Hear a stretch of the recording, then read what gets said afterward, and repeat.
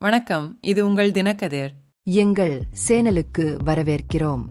மத்திய கல்வி அமைச்சர் தர்மேந்திர பிரதான் மாநில பள்ளிகளில் தேசிய கல்விக் கொள்கை 2020 ஐ செயல்படுத்துவதில் தமிழ்நாடு அரசு தலைகீழ் திருப்பம் செய்துள்ளதாக குற்றம் சாட்டியுள்ளார். மார்ச் 15, 2024 தேதியிட்ட கடிதத்தை அப்போதைய தமிழக தலைமைச் செயலாளர் சிவ்தாஸ் மீனா மத்திய கல்வி அமைச்சகத்திற்கு எழுதியதாக பிரதான் தெரிவித்தார். சமக்ர சிக்ஷா திட்டத்தின் கீழ் நிதியை பெறுவதற்காக NEP மற்றும் மும்மொழிக் கொள்கைக்கான ஏற்பாடுகளை உள்ளடக்கிய PM-RE திட்டத்தை செயல்படுத்த தமிழ்நாடு ஆரம்பத்தில் ஒப்புக்கொண்டதை இந்த கடிதம் நிரூபிக்கிறது என்று பிரதான் கூறுகிறார். ஊடகங்களில் முன்னர் செய்தி வெளியிடப்பட்ட அந்த கடிதத்தில் PM-RE திட்டத்திற்கான புரிந்துணர்வு ஒப்பந்தத்தில் கையெழுத்திட தமிழ்நாடு மிகவும் ஆர்வமாக இருப்பதாக கூறப்பட்டது. 2023 முதல் 24 வரை ஆண்டிற்கான ஏசேஸ் நிதியை விடுவிக்க கோருவதற்காக இந்த கடிதம் அனுப்பப்பட்டது. இது நிறுத்தி வைக்கப்பட்டிருந்தது. புரிந்துணர்வு ஒப்பந்தம் விரைவில் கையெழுத்திடப்படும் என்று மத்திய அரசுக்கு உறுதியளித்தது. அரசியல் ஆதாயம் பெறுவதற்காக ஆளும் திமுக பிற்போக்கு அரசியலில் ஈடுபடுவதாக குற்றம் சாட்டி மாநிலத்தின் நிலைப்பாட்டில் ஏற்பட்ட திடீர் மாற்றத்தை பிரதான் கேள்வி எழுப்பினார். பிரதானின் கருத்துக்களுக்கு பதிலளித்த தமிழ்நாடு பள்ளிக் கல்வி அமைச்சர் அன்பில் மகேஷ் பொய்யாமொழி நிலைப்பாட்டில் எந்த மாற்றத்தையும் மறுத்து NEP 2020 ஐ மாநிலம் தொடர்ந்து எதிர்த்து வருவதாக கூறினார். இறுதி முடிவு குழுவின் பரிந்துரைகளை பொறுத்தது என்பதை கடிதம் தெளிவாக குறிப்பிடுவதாக அவர் வாதிட்டார்.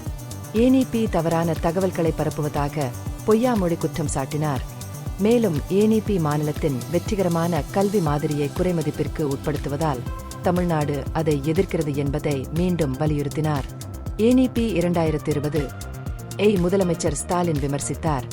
அதன் செயல்படுத்தல் தமிழ்நாட்டில் கல்விக்கு தீங்கு விளைவிக்கும் என்று கூறினார்.